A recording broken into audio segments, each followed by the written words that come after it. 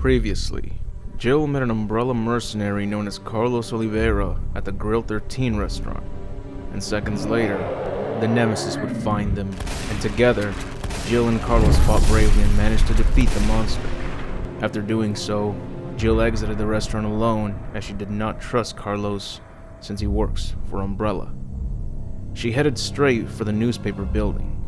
Before she can escape, she has to check things out, stop the spread of this catastrophe, and get justice for those who died in the city. There must be some evidence that leads to Umbrella's doing. She moves a stepladder near the wall containing the lever and controls too high to reach so she can open the locked gate right next to her. Jill gets the gate open, heads towards it while it does so, but is met with a backdraft of flames that blew towards her like a fierce fiery beast. It terrified Jill, but she shook it off and told herself it was just an illusion again. She jumps over the fire as it was low enough to avoid and heads upstairs while repeating to herself, "It's all just an illusion." She makes it to the newspaper office and sees a man standing in front of her. She sees none other than Chris Redfield, her former star's comrade. But how could he be here? That's because he's not there. Yet another illusion, one that almost costed her life. Completely startled, Jill acts fast enough to aim and pull the trigger before it bites her. The shotgun blast sends the zombie crashing against the wall. This illusion enraged Jill. If she had not acted fast, this would have been the end of her struggle. She knows she must keep it together, but there's no time to relax. There are more important matters than a little trauma, she tells herself. Analyzing the room, it appears that many survivors tried holding up at this location, but with the gate locked, no zombies would enter the office. So, one or more survivors must have been infected, and as you can see, everyone paid the price. There's also an Umbrella mercenary, and it appears that he tried protecting that child. Unfortunately, he still failed. But does that mean that there are also good people that work for Umbrella? A note is found next to the mercenary. She picks up the note, which reads, "Order for UBCS Echo Team. Wipe out the downtown area of the infestation and then evacuate the remaining citizens to the clock tower.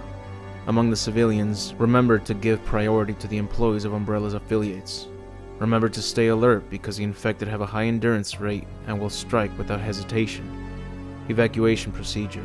Once the mission is complete, or when it becomes too impossible to accomplish, evacuate immediately. We will deploy a helicopter that is waiting in the suburbs, to the yard in front of the clock tower. When you are ready for evacuation, ring the bell of the clock tower to signal the helicopter." She thinks to herself, Umbrella gave them a guide to retreat after all. With their hidden reputation, one would assume that Umbrella would simply forget about every soldier and expect them all to die during their mission. Or is there a chance that they too were being used? Wesker mentioned that STARS was used as guinea pigs to test the results of their creations, and since he was killed by that tyrant, then maybe they didn't get the exact results they were looking for, since everything was destroyed. Could they be in the same position that we were in? Anything is possible here, she says. Jill then continues to go through the rest of the files found in the office regarding the chaos in Raccoon City, and finds photographs of the outbreak, including a memo left by one of the reporters. It reads, "At last I have found the evidence I need to prove that the cannibal disease is indeed happening in this city. One man actually ate people to death. He was like a savage animal tearing away a new flesh. It was completely disgusting. I have heard rumors that many people are also suffering from this disease now. However, the causes of the disease is not yet known. Is this another mystery of the present disease? I'll have to check on it. They have placed Raccoon City under martial law because of the cannibal disease. I have lost contact with the media outside of the city, but I won't give up. As a journalist, I won't keep my eyes shut and walk away. I have a duty to the people and my profession. I don't think the disease has spread nationwide yet. I believe that this city holds the key to its creation and cure. In fact, I'm sure of it. The military has set up blockades around the city to keep people from escaping and spreading the disease. Most of the citizens have either died or have come in contact with the disease. I know that it is the right decision to quarantine the city, but I can't help but pity myself.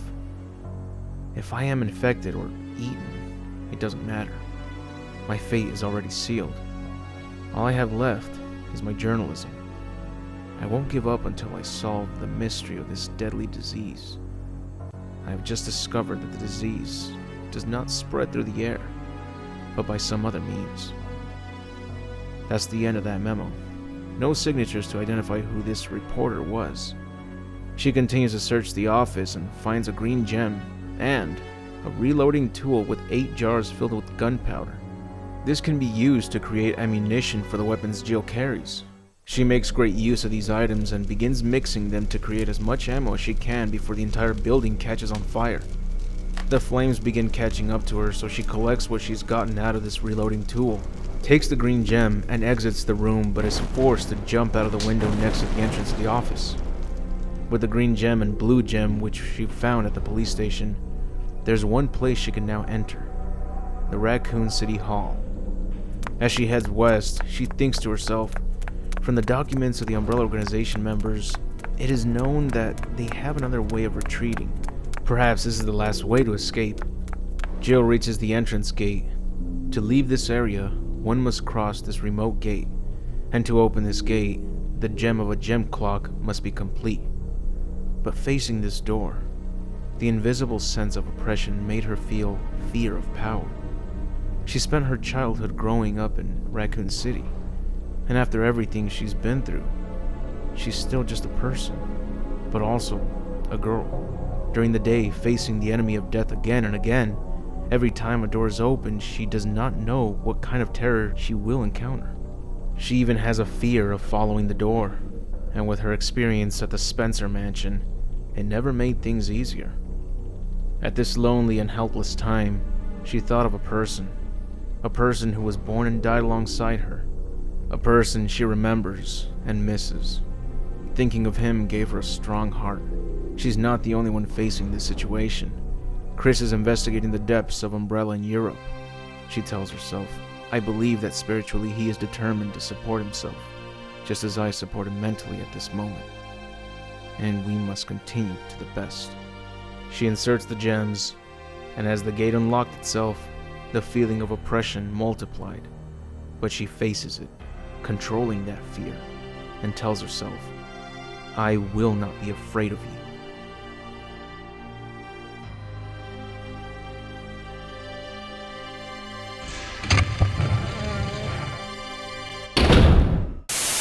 If you like this content, there are more stories based on the Resident Evil series on this channel, like Leon versus the Deadliest Liquor, Ada Wong's Origins, The Stars Charlie Team,